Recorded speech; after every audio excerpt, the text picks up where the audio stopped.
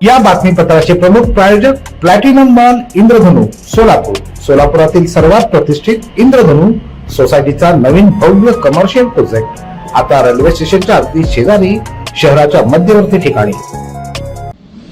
सोलापुरात सोमवारी पहाटे झालेल्या अपघातात तिघा तरुण मित्रांचा अंत झाला. अपघात म्हणून ही घटना समोर आली असली तरी याबाबत शंका घेण्यात येत आहे. अपघात की घातपात अशी चर्चा होताना दिसते. मुळात पहाटेच्या सुमारास हा अपघात घडला. रूपाभवानी मंदिरासमोरील रस्ता हा तसा मोठा रस्ता आहे. पाठीमागून एखाद्या भरधाव वेगानं येणाऱ्या वाहनानं धडक द्यावी याबद्दल सवाल उपस्थित करण्यात येतोय. तिघे मित्र ज्या वाहनावरून जात होते त्याचं कुठलंही नुकसान झालेलं नाहीये. मग इतका भीषण अपघात कसा घडला अशी ही विचारणा केली जाते. पुढे आलेल्या माहितीनुसार हे तिघे मित्र गोरक्षक असावेत. त्यांनी एखादं वाहन रोखल्यानंतर घडवून आणलेला हा घातपात असावा अशी भीती सोलापूर जिल्हा गोरक्षक प्रमुख सुधीर बहिरवाडे यांनी व्यक्त केली आहे.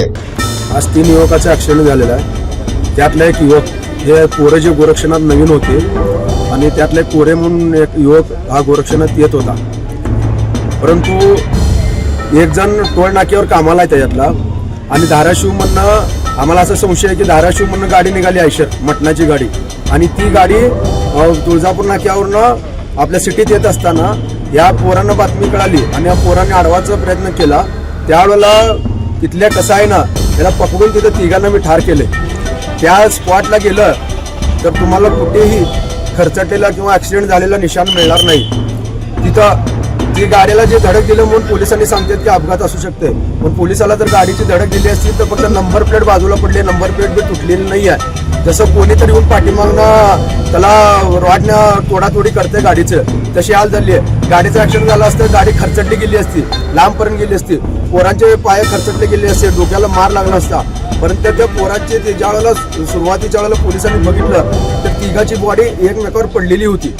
अशा अवस्थेत तिथं बॉडी सापडलेली आहे. मग हे 100% कसं आहे ना, हा घातपात केलेला आहे आणि घातपात करून त्या पोरांना ठार केलेला आहे. तर मी प्रशासनाला याची कसून चौकशी करा आणि त्या जे कोण नराधम आहेत हे जे कट रचलेलं आहे ते कट रचलेल्या सर्वांना कठोरात कठोर शिक्षा व्हावी किंवा फाशी शिक्षा व्हावी अशी त्यांना मागणी करतो. आणि मी फडणवीस साहेबाला अजून सुद्धा तुम्हाला मागणी करतो, पूर्वीपासून मागणी करतो की या सोलापूर जिल्ह्याला तुम्ही गो पोलीस पथक नेमा, जेणेकरून ह्या गो पोलीस पथक हे संपूर्ण काही कसायाचे अड्डे उद्ध्वस्त करील आणि कसायाला ताब्यात घेईल. पण प्रशासनाने काही ऐकलं नाही.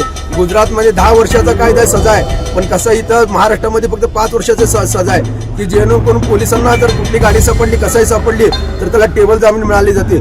म्हणजे तो परत कार्य करायला मोकळा आणि त्यांना पैशाची कमी नसते. गाडी गेली तर गेली, जनावर गेले तर गेले, परत आपण नवीन बाजारात आणून नवीन व्यवसाय चालू करू. कारण की त्यांना माहित आहे की हे कायदा आहे, नावाला आहे. आतापर्यंतच्या इतिहासामध्ये फक्त एकालाच 1 वर्षाची सजा लागलेली आहे. आतापर्यंत कमीत कमी सोलापूरमध्ये हजारो केसेस दाखल झालेले आहेत, पण कुठल्याही कसायला सजा लागलेली नाही आहे. आता परवा सुद्धा एनपीडी काढली, ते एनपीडी मधनं फक्त 10 दिवसाच्या आत त्यांनी जामीन होऊन सोलापुरात मोहोळमध्ये सुटलेले कसाई आहेत. म्हणून त्यामुळे मी फडणवीस साहेबाला विनंती करतो की ह्याला 10 वर्षाची सजा करा आणि यांना या कसायला दणका द्या. आता गेल्या वेळेला सुद्धा प्रचंड नावाच्या पोलिसाला लॉकडाऊन मध्ये असंच मंद्रुपकडं मारण्यात आलं. सेमच ही किस्सा आहे, काय असा सेम किस्सा आहे. तर ह्या वेळेला सुद्धा सखोल चौकशी करा आणि या आरोपीला अटक करा एवढंच मी सांगतो. इकडे या तिघांच्या नातेवाईकांनी देखील अपघाताच्या घटनेबद्दल संशय बोलून दाखवलाय. कविता गवंडे आहे. एक्सिडेंट झालेला माझा भाऊ आहे लहान, वडील पण नाही 4 महिन्यापूर्वी गेले होता. माझा भाऊचा आमचा सगळं परी होता. पहाटे 5 वाजता, रात्री 11 वाजता 11:30 वाजता मी त्याला बोलले होते. मग 5 वाजता दुधाळा हवालदारचा कॉल आला की असं गाडी तुमच्या नंबरवर आहे, ती गाडीचं ऍक्सिडेंट झालं, तुम्ही या म्हणून. तिथे गेला असता माझा भाऊ मोठा गेला. तिकडे गेल्यानंतर डेथ बॉडी एकावर एक पडला असं म्हणते. आम्हाला संशय आहे की जरी पडला असेल तर गाडी डेथ बॉडी जी एकावर एक का पडेल, साईडला पडली पाहिजे ना, म्हणजे गाडीला पण काहीतरी लागलं असलं पाहिजे जर ऍक्सिडेंट झाला असेल. आम्ही डेथ बॉडी घेण्यापूर्वी आम्हाला एकतर ऍक्सिडेंट झाला असेल तर ऍक्सिडेंट कोणी केला व का केला हे तर दिसलं पाहिजे किंवा नेमकं काय कारण ते समजल्याशिवाय आम्ही डेथ बॉडी पण घेऊन जात नाही. माझ्या भावाचं नाव नागेश गवंडी, 2 तिचे फ्रेंड, एक गवंडी आणि एक प्रज्वल. 7-7:30 वाजेपर्यंत भाऊ माझ्यासोबतच होता. 7:30 वाजता मला ते विवटपासून मंदिर जवळ सोडून तो गेला तिथून गेला. मग त्याला फोन केले होते मी रात्री 10 वाजता एकदा फोन केला, 11:30 वाजता एकदा फोन केले. मी फोनकडे चाललो शेळगीला, तिथून येतो म्हणून सांगितलं होतं मला. काय करत नातेपुतेला टोलनाकर सुपरवायझर होते. बाकी तिघ जण होता. मी मोठा भाऊ सेंटिंग करतो इथे, 2 नंबर भाऊ तो.